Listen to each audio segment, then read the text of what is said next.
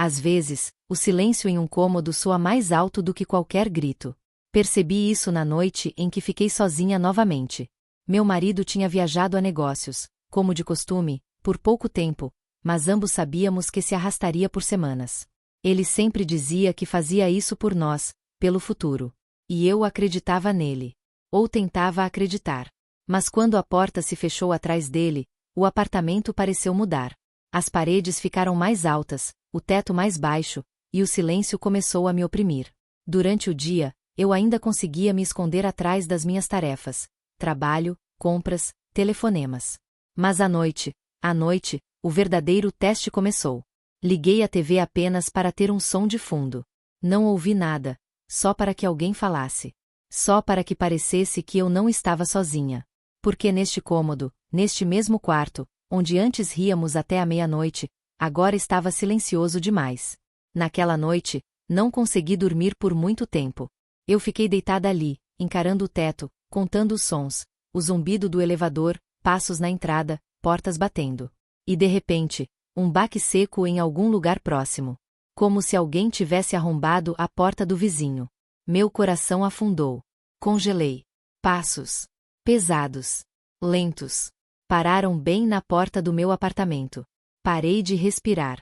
Em momentos como esses, você se torna extremamente consciente de quão sozinho está. Ninguém vai ouvir. Ninguém vai te proteger. O telefone parecia muito distante, e minha própria respiração, muito alta. 1 minuto se passou. Talvez 2. Então os passos se afastaram. Mas o sono não voltou. Sentei-me no escuro, abraçando meus joelhos, e pela primeira vez em muito tempo, senti não apenas solidão, mas vulnerabilidade. Uma sensação estranha, como se eu não estivesse mais segura naquela casa. E foi então que aquele que eu mais tarde chamaria de meu protetor pessoal apareceu na minha vida. No dia seguinte, me senti estúpida. Talvez eu tenha imaginado tudo. Talvez fossem apenas os passos comuns do vizinho. Tentei me convencer de que o pânico era desnecessário. Mas naquela noite, quando a luz da entrada piscou novamente e o elevador ficou preso entre os andares, a ansiedade voltou. Eu estava trancando a porta quando ouvi um rosnado baixo e abafado. Congelei. O rosnado vinha bem do lado de fora da porta. Não era humano. Era um cachorro. Espiei cuidadosamente pelo olho mágico e vi um dorso escuro e enorme. O cachorro estava sentado em frente à minha porta, calmo, como se estivesse de guarda.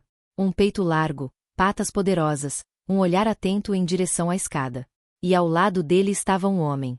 Alto, com uma jaqueta escura. Ele segurava a coleira frouxamente, quase sem esforço. O cachorro não se esforçou, não latiu, apenas sentou e observou. Abri a porta um pouco. Desculpe, disse o homem baixinho. Ele pressentiu algo estranho. Normalmente, ele não reage sem motivo.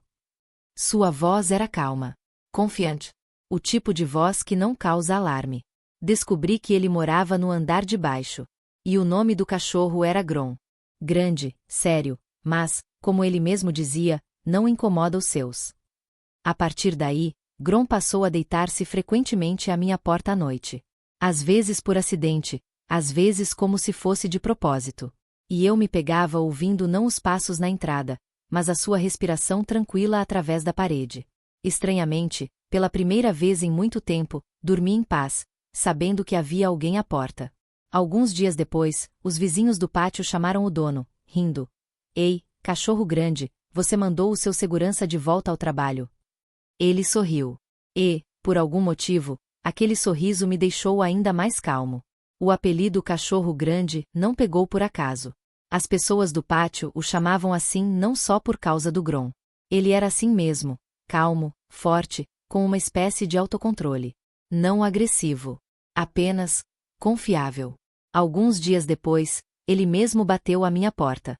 A sua fechadura parece estar emperrada, disse ele, apontando para a porta. Notei isso ontem. Fiquei surpresa. Meu marido vinha prometendo há anos que daria uma olhada qualquer dia desses. E esse homem percebeu em 1 minuto. Consertou a fechadura rapidamente.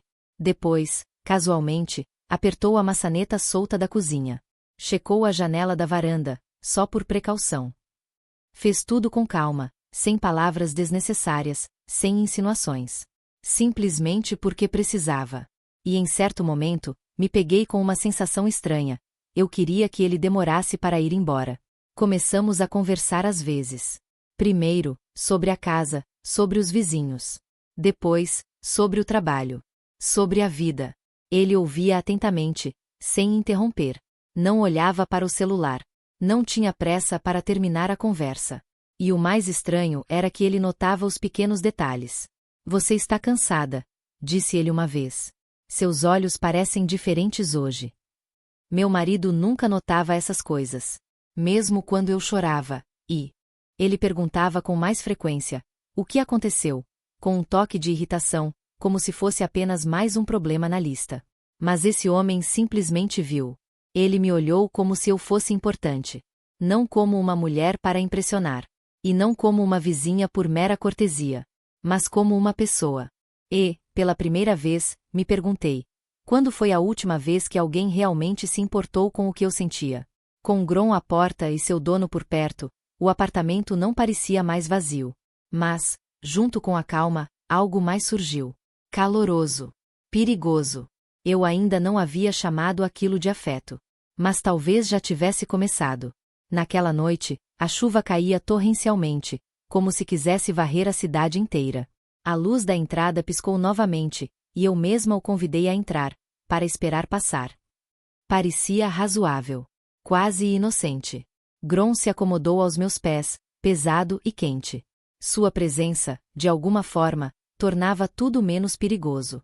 Como se ele fosse uma testemunha silenciosa, que não deixaria nada sair do controle. Estávamos sentados na cozinha. O chá já havia esfriado há muito tempo, mas a conversa só se aprofundava. Ele me contou sobre seu divórcio. Sem raiva. Sem acusações. Apenas cansaço. Em algum momento, nos tornamos vizinhos, disse ele baixinho. Morávamos na casa ao lado, mas não juntos. Senti algo dentro de mim reagir dolorosamente. Entendo, respondi rápido demais. E de repente tudo ficou estranho. Porque eu realmente entendia. Ele não fez perguntas diretas sobre meu casamento, mas observava atentamente.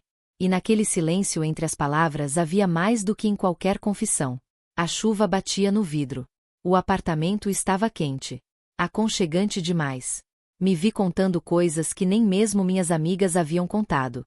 Sobre minhas dúvidas. Sobre o vazio que às vezes surge ao lado da pessoa que supostamente amamos. Grom suspirou baixinho, apoiando o focinho no meu colo.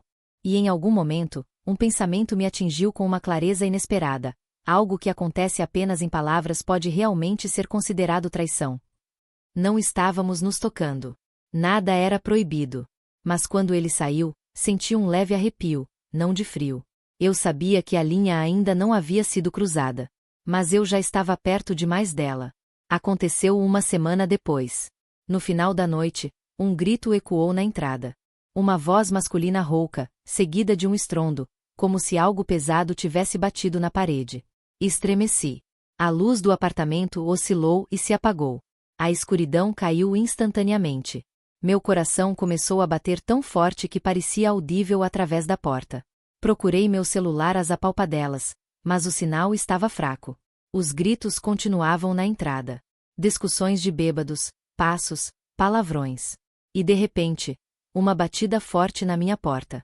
Gritei. Naquele exato segundo, um rugido baixo e ameaçador soou do lado de fora. Thunder. Seu som era confiante, quase metálico. Então, uma voz familiar. Está tudo bem. É no terceiro andar. Estou aqui. Abri a porta quase sem pensar. Ele estava ao meu lado, calmo, sereno. Thunder olhava tensamente para a escada. Se você quiser, posso ficar com você até tudo se acalmar, disse ele. Era razoável.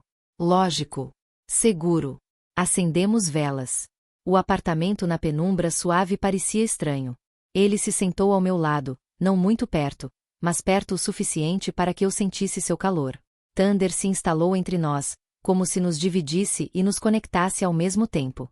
O barulho foi diminuindo gradualmente. Mas o tremor dentro de mim não diminuiu. Você tem medo de ficar sozinha, disse ele baixinho.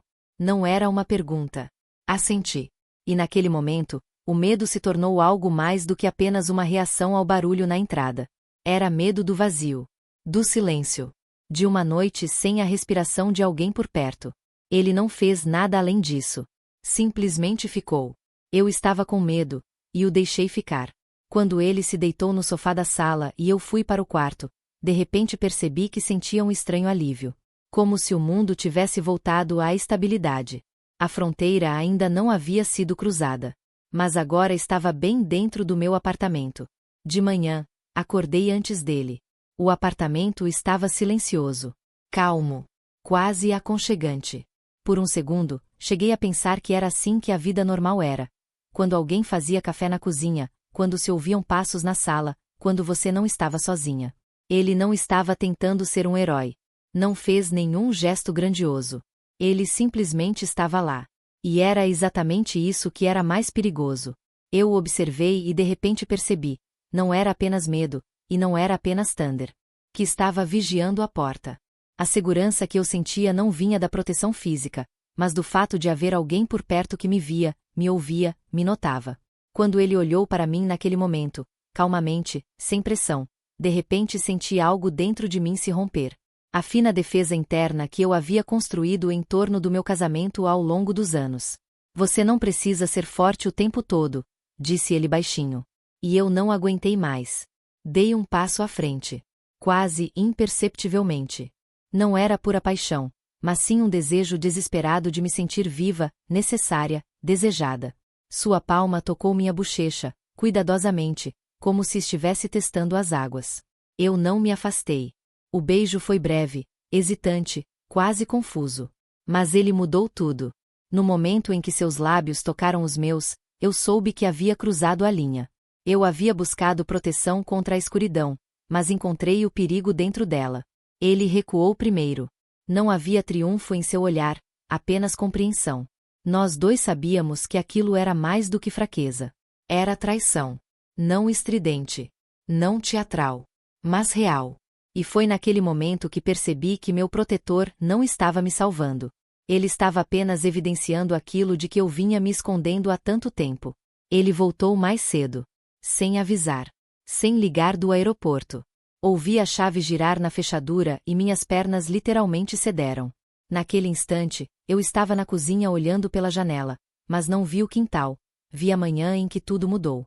Surpresa, disse ele, cansado, trazendo a mala. Sorri. Rápido demais.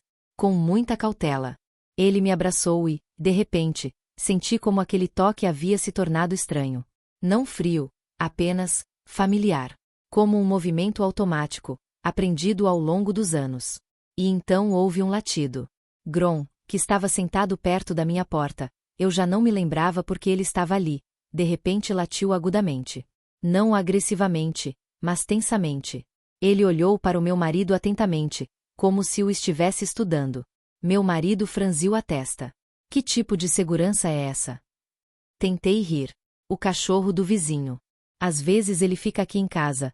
Bem, você sabe, pode ser barulhento na entrada. Ele assentiu, mas seu olhar ficou mais intenso. Naquela noite, no jantar, ele fez as perguntas de sempre. Como você está? Como está o trabalho? Nada de especial. Mas me peguei respondendo com muita cautela, escolhendo as palavras. Como se cada uma delas pudesse me denunciar. Ele me olhou por mais tempo que o normal. Você mudou, disse ele de repente. Meu coração afundou. O que você quer dizer? Não sei. Você ficou mais calmo, ou algo assim. Abaixei os olhos.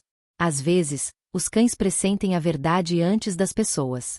Grom ficou deitado na soleira da cozinha o tempo todo, mas seu olhar nunca se desviou de nós. Como se estivesse testemunhando algo que não podia ser dito em voz alta.